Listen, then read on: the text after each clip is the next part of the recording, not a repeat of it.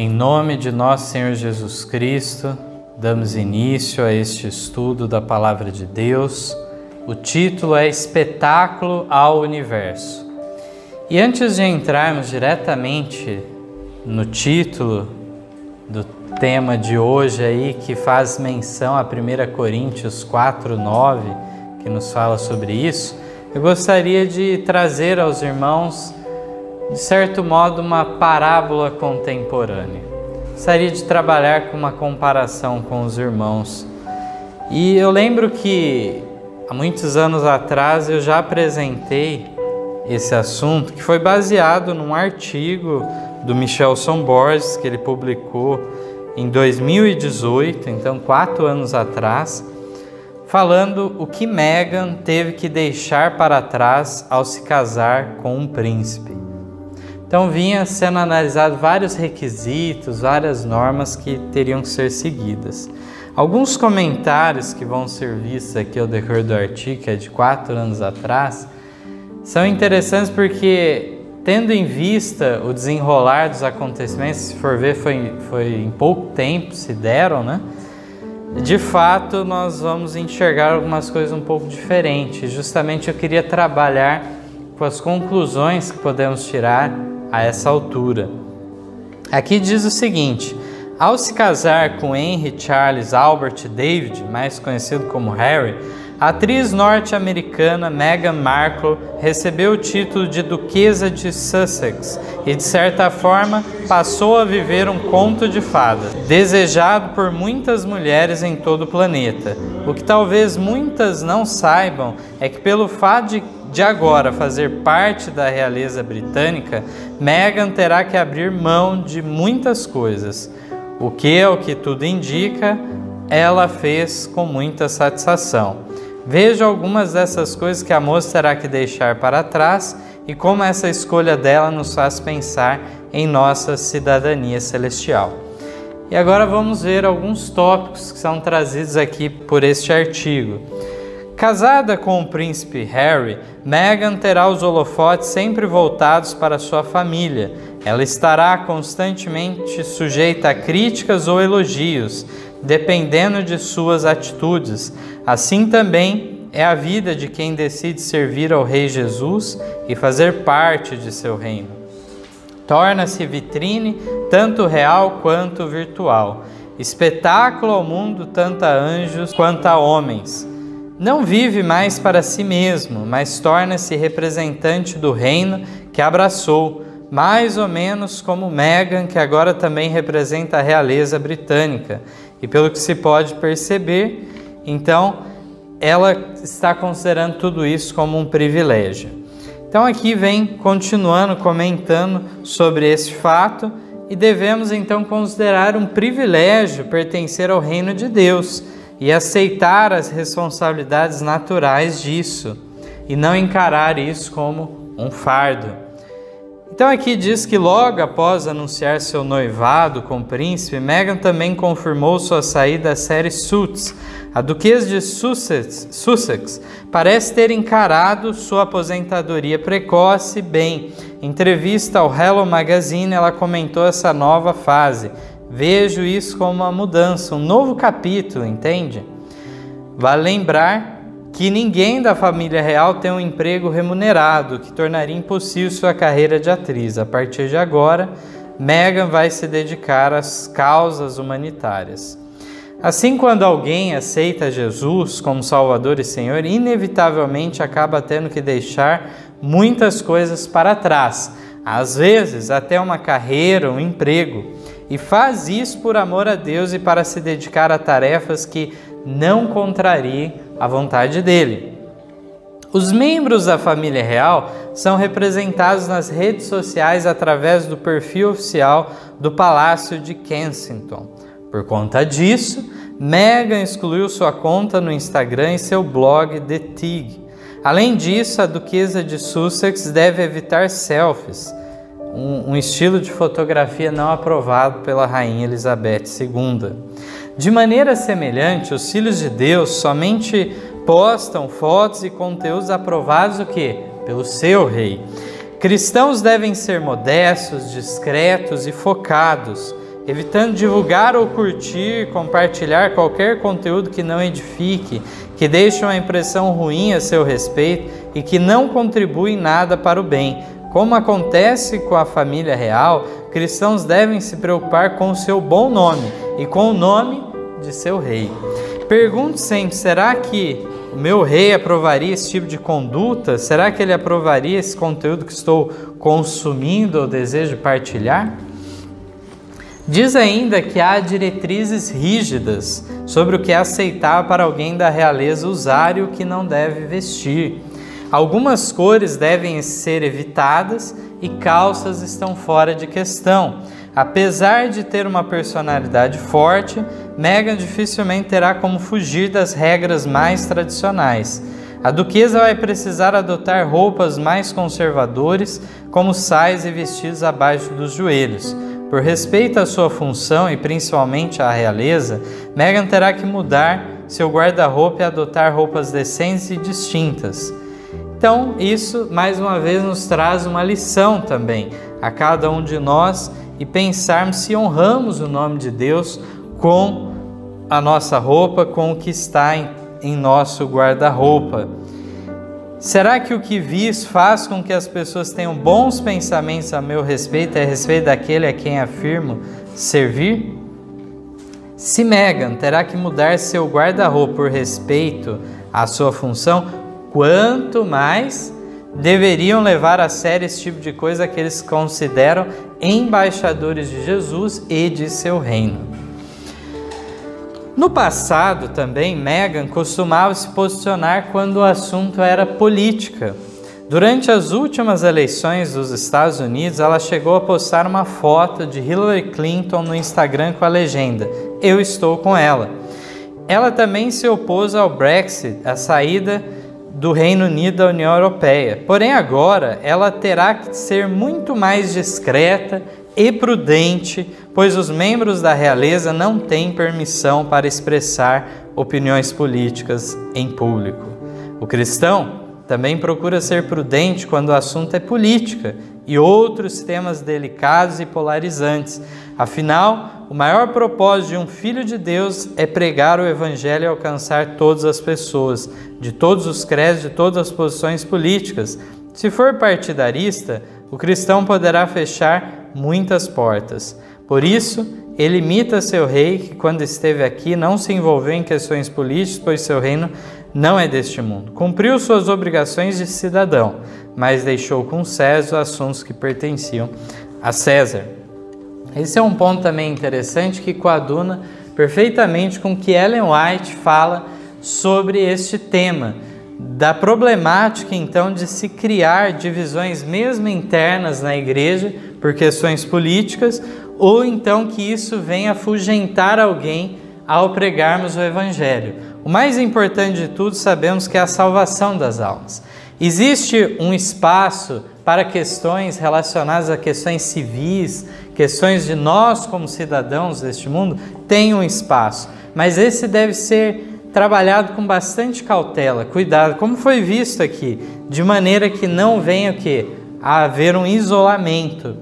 É interessante que realmente naquela frase célebre de Cristo, tantas vezes repetida, né? Dai a César o que é de César e a Deus o que é de Deus, nos coloca justamente o conceito que mais tarde se desenvolveu da chamada separação da igreja e o Estado. César, as coisas civis com a autoridade civil, assuntos religiosos com as autoridades religiosas, e uma não influir diretamente com a outra. Dessa maneira, nós, de fé adventista, estamos então de acordo com a ideia de um Estado laico. Mas, infelizmente, também mesmo essa designação da separação da igreja e Estado, um Estado laico, o qual defendemos, o qual não promoverá uma religião, uma denominação religiosa específica, o Estado não pode fazê-lo. Muitas vezes as pessoas ficam contentes, parece, quando é justamente um governo que não é cristão que está no poder, e esse não é o ponto.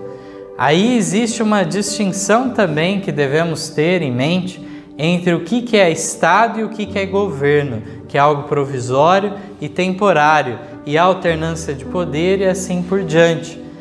Então, todos esses nuances, é importante o cristão ter um aprofundamento e entender qual que é o seu papel. Não é prestar o serviço para um político, mas sim, nem porque um político defenda uma pauta, agora nos eximiremos de defender um princípio que é cristão. E muitas vezes alguns temem, isso no meio adventista ocorre muito, muitas vezes se teme quando é um governo mais conservador, mais ligado de alguma maneira à religião. E nesse caso é temido. Se vê então até a possibilidade então de finalmente a lei dominical ser aprovada, por exemplo, pensando-se até no contexto primeiramente dos Estados Unidos. E não se teme quando é um governo mais secular, como não houvesse perigos, como houvesse perigo de um lado apenas e não do outro. E na realidade, basta lermos o que é relatado nas profecias, o que é dito no grande conflito, e nós veremos que esta questão mesmo da lei dominical será uma questão que suprapartidária, ou seja, unirá todos neste propósito. Haverá que apenas um pequeno povo que se oporá essa maré geral de pessoas, então, das mais religiosas e conservadoras até aquelas mais seculares. Todos verão uma vantagem, um avanço civilizatório com a aprovação de certas leis que atentarão, na realidade, o quê? Contra a liberdade de consciência. Aqui está o grande conceito fundamental por trás de tudo isso, o qual é o principal conceito que devemos defender. Quando Lutero, então, se coloca diante da Assembleia de Worms e diz, então, que não poderia se retratar, ele sequer estava simplesmente dizendo que ele estava certo, mas ele dizia mais, que ele não poderia se retratar contra o quê? A sua consciência. A menos que eu seja convencido pela boa razão, pelas escrituras, não posso ir violar a minha própria consciência. Então, de fato, é este o princípio que nos fundamenta hoje nas nossas posições. E continuando aqui, diz também que as mulheres da família real não podem ficar com as pernas cruzadas como Meghan costumava fazer antes do casamento. Existe um manual de etiqueta para evitar fotos constrangedoras. O estilo Dutch Slant é o modo encontrado por mulheres para evitar que partes íntimas corram o risco de ser expostas. Em vez de cruzar as pernas, elas sentam com os joelhos juntos e os tornozelos cruzados. Os cristãos também devem se preocupar com esse importante aspecto comportamental, a decência. Assim como ocorre com as mulheres da realeza, as mulheres cristãs farão de tudo para preservar sua dignidade, feminilidade e discrição. Aqui chega a falar então até da questão das cores que pintam as unhas, que devem ser apenas em tons bem claros e bem singelos, não pode haver nada muito berrante. E aqui mais adiante diz um outro ponto interessante. Assim como os demais membros da realeza britânica, Meghan é orientada a nunca comer lagostas, mexilhões e camarões. O motivo? O alto risco de doenças que podem ser transmitidas por esses alimentos. Além dos frutos do mar, eles também são aconselhados a evitar carnes raras e água da torneira, enquanto viajam para o exterior. Os cristãos que levam a sério os conselhos de saúde dados por Deus na Bíblia, curiosamente também não comem certos tipos de alimentos, não ingerem bebidas alcoólicas, não fumam, não usam drogas, e fazem isso não apenas para evitar doenças, mas também para ter uma mente clara a fim de se manterem conectados com o seu rei. Finalizando aqui, diz que é bonito ver como os britânicos respeitam sua rainha e seus nobres. Também é interessante notar como Meghan Markle abriu mão de tanta coisa por amor a seu marido e por seu respeito à instituição do qual ela faz parte. Por amor, ela não considera suas obrigações um fardo, na verdade sente-se honrado e feliz. Essa também deveria ser a atitude de todo cristão, sentir-se honrado por pertencer ao reino de Deus e feliz por poder fazer a vontade de seu rei. 4 anos depois, e aqui a gente não precisa entrar em tantos detalhes, mas basta sabermos que houve um rompimento com a família real, o próprio Harry teve que se afastar também, e vemos então que aquilo que parecia algo que perduraria não aconteceu. Houve então uma renúncia daquilo de volta. Nós vemos isso na experiência cristã também muitas vezes. Podemos até comparar um caso com o outro, da própria Kate Middleton, que então se adaptou e se estabilizou dentro daquele sistema, daquela tradição que carrega a realeza britânica. Sem entrar no mérito do valor ou não de estudo, mas é importante como comparação nós notarmos que muitos então entram com entusiasmo também para a vida cristã. E no entanto, mais adiante o que ocorre? Acha muito difícil, um fardo, e agora quer remover essa condição. Vamos a alguns textos aqui, primeiramente em Mateus 24, os versos 12 a 13. No sermão profético de Jesus, diz assim: e por se multiplicar a iniquidade, o amor de muitos esfriará, mas aquele que perseverar até o fim, esse será salvo. Uma vez salvo, salvo para sempre? Não. Essa nunca foi a mensagem bíblica. Apesar de alguns conceitos, alguns que falam da perseverança dos santos, que é impossível eles caírem da graça e coisas do gênero, também aqueles que caem não podem retornar, tudo isso é antibíblico. Totalmente contrário ao que a Bíblia ensina. E mesmo os que em determinado momento retrocedem, podem então voltar a Deus enquanto houver tempo de graça. Vamos para o próximo texto agora em 2 Coríntios, capítulo 1 e o verso 13. Diz assim: porque nenhumas outras coisas vos escrevemos, senão as que já sabeis ou também reconheceis, e espero que também até ao fim as reconhecereis. Não basta a fidelidade no presente, não basta o reconhecimento hoje do que é certo, deve haver a perseverança até o fim. 2 Timóteo 3, os versos 14 a 17 fazem menção à própria experiência de Timóteo e Paulo então lhe aconselhando. E o conselho de Paulo se aplica a cada um de nós, em especial aos mais jovens, aqueles que, tal como Timóteo, tiveram a oportunidade, inclusive, o quê? De uma educação religiosa, desde os primeiros anos. Aqui diz assim: tu, porém, permanece naquilo que aprendeste e de que foste inteirado, sabendo de quem o tens aprendido, e que desde a tua meninice sabes as sagradas escrituras, que podem fazer-te sábio para a salvação, pela fé que há em Cristo Jesus.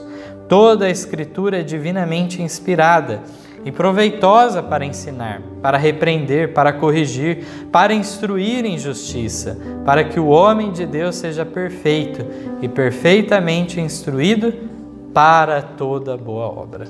Então, através das Escrituras, que são divinamente inspiradas, temos um padrão moral. Essa é a nossa regra de fé e prática. Aqui há o ensinamento proveitoso, a repreensão, a correção que precisamos, a instrução em justiça, de modo que vamos construir um caráter à semelhança de Deus.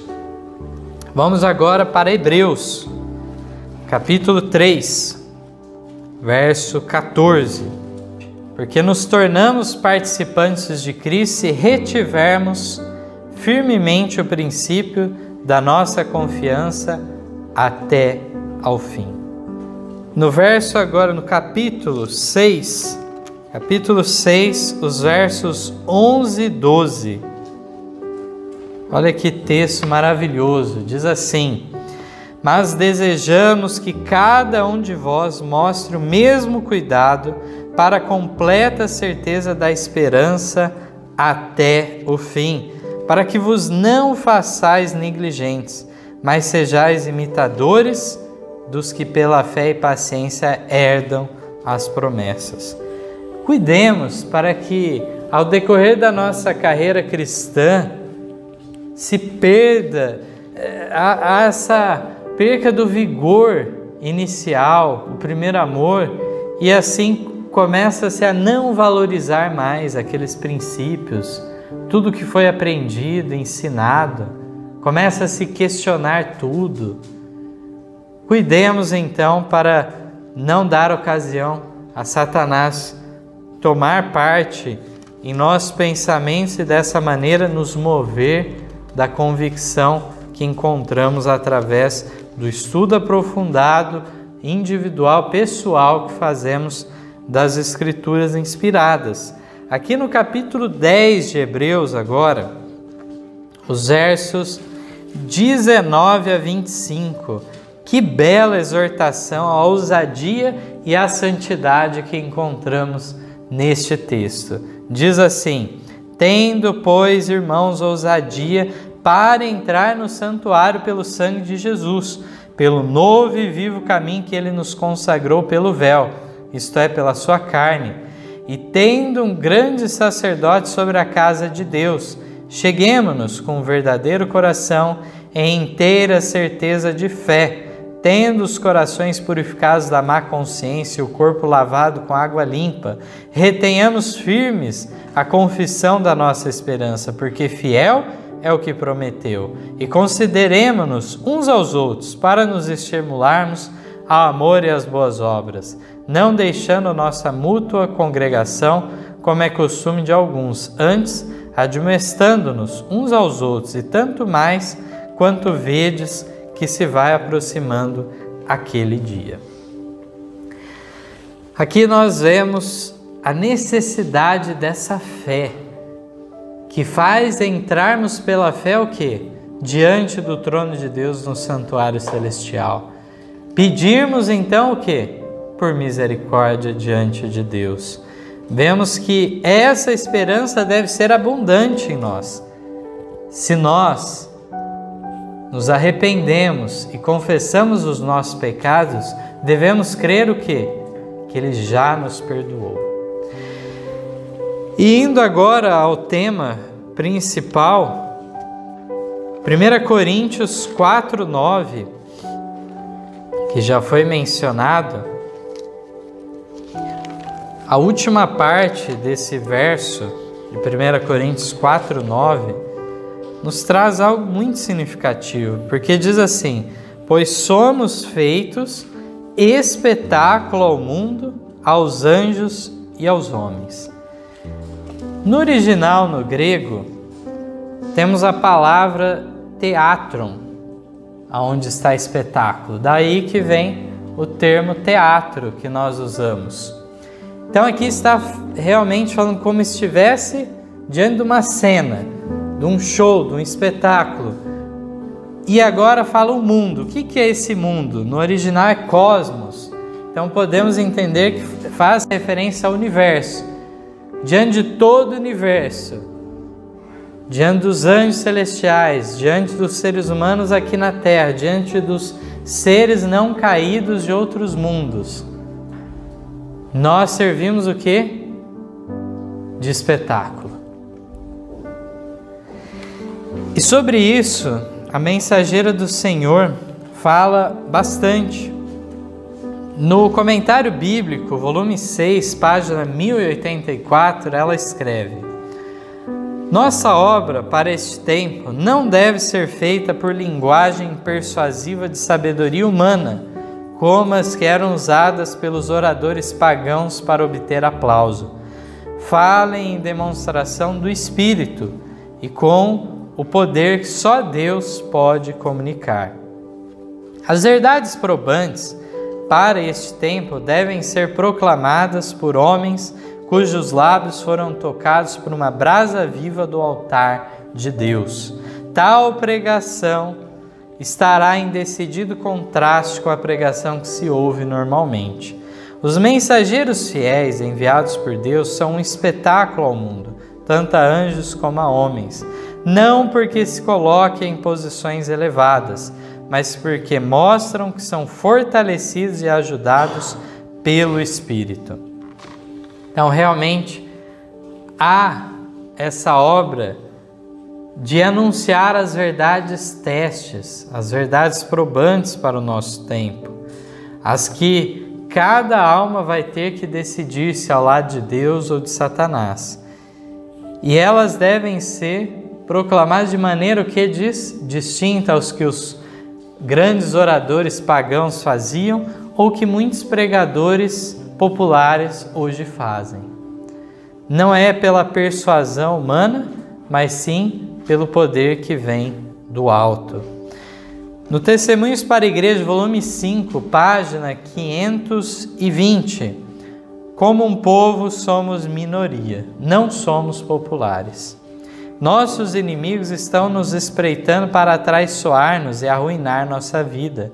Eles não apreciam nossos motivos, interpretam mal nosso zelo sincero e nosso intenso desejo de que os outros vejam e compreendam a verdade, para que possam fazer a vontade de Deus, obedecendo a todos os seus mandamentos. Diante dos homens aqui nessa terra, não vamos nos enganar, somos espetáculo também, quer queiramos ou não. E ocorre que muitas vezes é julgado que de maneira negativa as nossas intenções, aqui diz o texto. Não apreciam os nossos motivos e assim é questionado. Diante disso tudo, nós devemos entender, ficar bem claro diante de nós, que a nossa influência diante das pessoas é muito maior do que a gente sonha. A gente pensa que, não sou ninguém. Mas o nosso bom exemplo ou mau exemplo influi em mais vidas do que nós imaginamos. Muitas vezes, depois de muitos anos, uma circunstância atípica que nós temos um pequeno vislumbre de quanto que nós afetamos aquela pessoa, para o bem ou para o mal. Cheiro de vida para a vida ou cheiro de morte para a morte. Na página 525, nos destaca o seguinte ponto, muito importante isso. Nunca, nem por um momento, deixar a outros a impressão de que seria proveitoso ocultar sua fé e doutrinas dos descrentes, temendo não serem altamente honrados se seus princípios forem conhecidos. Na página seguinte diz, não é hora de nos envergonharmos de nossa fé. Somos um espetáculo ao mundo, aos anjos e aos homens. Todo o universo está observando com inexprimível interesse para ver a obra de encerramento do grande conflito entre Cristo e Satanás. Num tempo como este, justamente quando a grande obra de julgamento dos vivos está para começar, deveríamos permitir que ambições não santificadas tomem posse do coração? O que pode haver de mais valioso para nós agora, excetuando-se ser encontrado leal ao Deus do céu? O que pode ser de algum valor real neste mundo, quando estamos no limiar do mundo eterno? Mas haveria muitos que iriam querer esconder esta fé. No Testemunhos para a Igreja, volume 6, página 144, o mensageiro do Senhor diz assim: foi-me apresentado um grupo com o nome de Adventistas do Sétimo Dia, o qual estavam aconselhando que a bandeira ou sinal que nos torna um povo distinto não deveria ser salientada de maneira tão chocante, pois pretendiam que esse não seria o melhor método para assegurar êxito a nossas instituições. Não estamos, porém, em tempo de arriar nossa bandeira, de nos envergonharmos de nossa fé. Esta distintiva bandeira, descrita nas palavras: aqui está a paciência dos santos, aqui estão os que guardam os mandamentos de Deus, e a fé de Jesus, Apocalipse 14, 12, deve ser levada através do mundo até o fim do tempo de graça. Ao passo que devem ser aumentados os esforços para avançarmos nos diferentes lugares, não devemos esconder nossa fé para assegurar mais apoio. A verdade deve alcançar as almas prestes a perecer, e caso ela seja de algum modo oculta, Deus é desonrado, e sobre nossas vestes se encontrará o sangue dos perdidos. É muito sério, então, o que é dito aqui contra essa classe que quer o quê? Minimizar, diminuir as diferenças, para então ter uma obra evangelística o quê? Mais bem sucedida. E aqui diz então que Deus é desonrado, e se nós não dermos as mensagens o quê? Para esses dias, a verdade presente, se não for dada, o sangue dos perdidos estará sobre nossas vestes. Fundamentos da Educação Cristã, página 289, declara para nós: há na igreja muitos cujo coração pertence ao mundo, mas Deus insta com os que pretendem crer na verdade avançada a que se ergam acima da presente atitude das igrejas populares de hoje. Onde está a abnegação? Onde está o ato de levar a cruz que Cristo disse deveria caracterizar os seus seguidores? O motivo por que temos tido tão pouca influência sobre os parentes e amigos descrentes é havermos manifestado em nossas práticas pouca diferença decisiva das práticas do mundo. Os pais precisam despertar e purificar a alma pela prática da verdade em sua vida familiar. Quando atingirmos a norma que o Senhor deseja que atinjamos, as pessoas mundanas considerarão os adventistas do sétimo dia como extremistas esquisitos, singulares e austeros. Somos feitos espetáculo ao mundo, aos anjos e aos homens. Então, de fato, por fim, isso acontecerá, será inevitável, visto o contraste. O mundo indo o quê? Cada vez para uma moral mais baixa. Em contraste, a igreja de Deus deve o quê? Avançar em santidade. E o contraste, então, será muito forte. Trazendo aqui 2 pontos práticos sobre essa questão. Primeiro, na parte do vestuário. Mensagem aos Jovens, página 353, tem um texto da Review Herald de 17 de novembro de 1904. E a postura equilibrada da mensageira do Senhor nos mostra de uma maneira bem resumida nesse texto o que é pedido de nós. Não desestimulamos a correção no vestuário. O bom gosto não é para ser desprezado nem condenado. Nossa fé, caso seja vivida, levar-nos-á a ser tão simples no vestir e tão zelosos de boas obras que nos assinalaremos como peculiares. Mas, quando perdemos o amor da ordem e do asseio em nossas roupas, deixamos virtualmente a verdade, pois esta nunca degrada, antes eleva. Quando os crentes são descuidados no trajar, vulgares e rudes de maneiras, sua influência prejudica a verdade. Somos, disse o inspirado apóstolo, feitos espetáculos ao mundo, aos anjos e aos homens. Todo o céu está notando a influência diária que os profetas seguidores de Cristo exercem no mundo. Um gosto apurado, um espírito culto, revelar-se-á na escolha de um traje singelo e decente. As jovens que rompem com a escravidão da moda serão ornamentos na sociedade. A que é simples e despretensiosa no trajar e nas maneiras, mostra compreender que a verdadeira mulher se caracteriza pelo valor moral. Quão encantadora, quão interessante a simplicidade no vestir, a qual na graça se pode comparar às flores do campo. Vejamos que o vestuário muitas vezes é o índice da pessoa, o cartão de visita, e é dito sobre isso do crente então não ser descuidado no seu trajar. E também nos fala o quê? Outra manifestação, logo de cara numa pequena conversa, você notará se a pessoa é de rudes ou vulgares maneiras ou não. Se assim for, isso será o quê? Em prejuízo da influência que a verdade poderia exercer sobre aquela pessoa.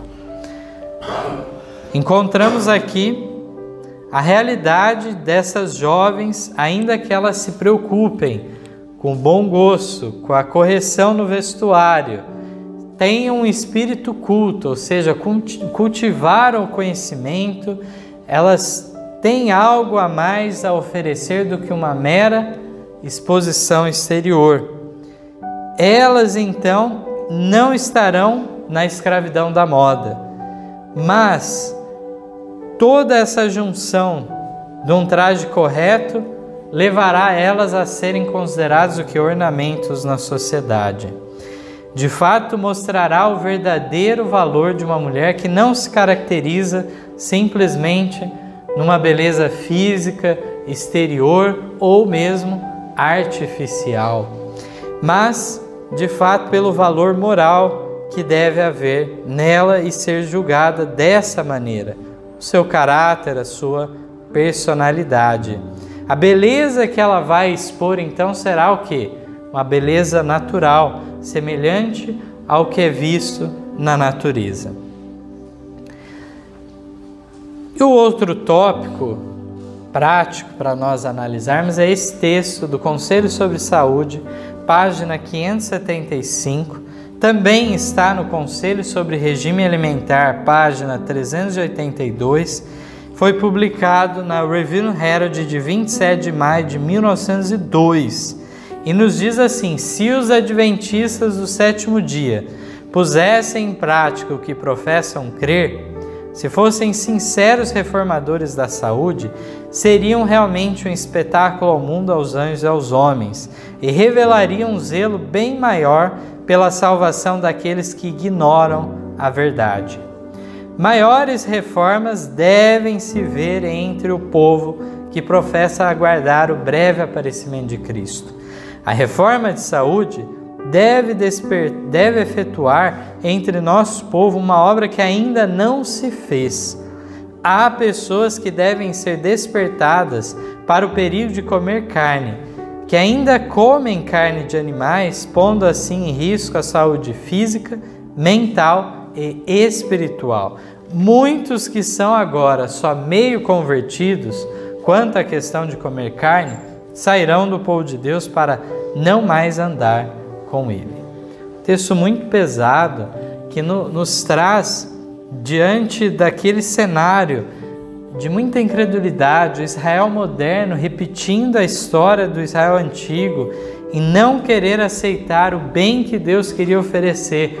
O maná enviado para o Israel moderno foi justamente a luz da reforma de saúde, a habilidade, o tato para a arte culinária, de maneira que não precisasse de certos alimentos prejudiciais. Se destaca aqui, então, a carne e o perigo que ela acarreta, não a nível apenas da saúde, mas também a nível mental e a nível espiritual também. Por fim, é dada essa sentença dos meio convertidos não perdurarem no meio do povo de Deus, os meio convertidos quanto à questão de comer carne. Gostaria de trazer agora mais um texto bíblico maravilhoso de Paulo em 1 Coríntios, capítulo 9, verso 24. Mais uma comparação que é feita. Paulo, então, levando em consideração os esportes que eram praticados na antiga Grécia, entre os romanos também, e ele trabalha isso para fazer um paralelo com a luta cristã. 1 Coríntios 9, 24 ao 27. Não sabeis vós que os que correm no estádio, todos na verdade correm, mas um só leva o prêmio? Correi de tal maneira que o alcanceis. E todo aquele que luta de tudo se abstém. Eles fazem para alcançar uma coroa corruptível, nós, porém, uma incorruptível.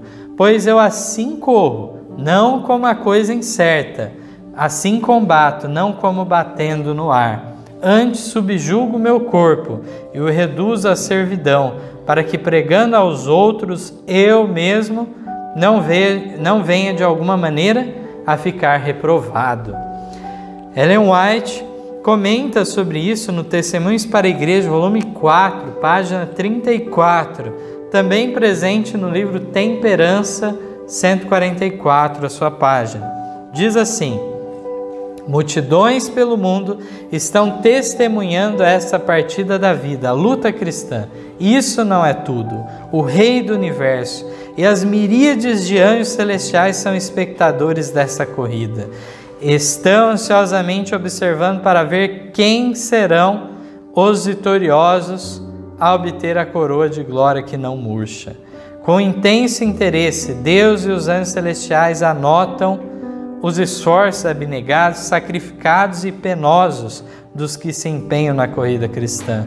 A recompensa dada a cada homem será de acordo com a perseverante energia e fiel zelo com que cumpre sua parte na grande competição. Nos jogos mencionados, somente um estava seguro do prêmio. Na peleja cristã, declara o apóstolo: pois eu assim corro, não como uma coisa incerta. Não devemos ficar desapontados no final da corrida.